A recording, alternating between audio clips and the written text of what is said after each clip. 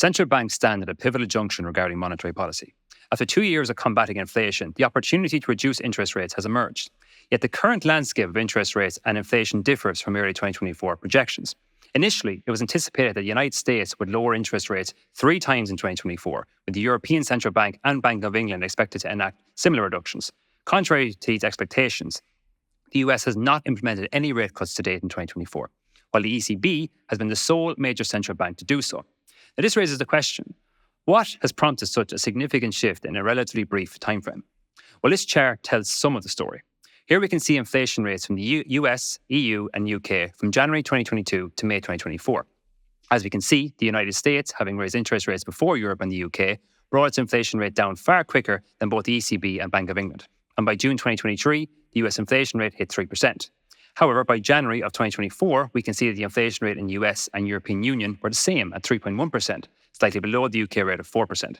Since then, the US inflation rate has actually increased above 3% once again, while the EU and UK rates have dropped below 3%. The sticky inflation rate has thus prevented the Federal Reserve from cutting interest rates, as a cut could cause a spike in inflation and severely hinder the US economy. However, this is not the only data point driving this divergence. One of the key economic metrics used by the Federal Reserve in making interest rate decisions is the US non-farm payrolls. This metric measured the change in the number of people employed in the US in the previous month, excluding the farming industry. The metric accounts for around 80% of the total US labour force.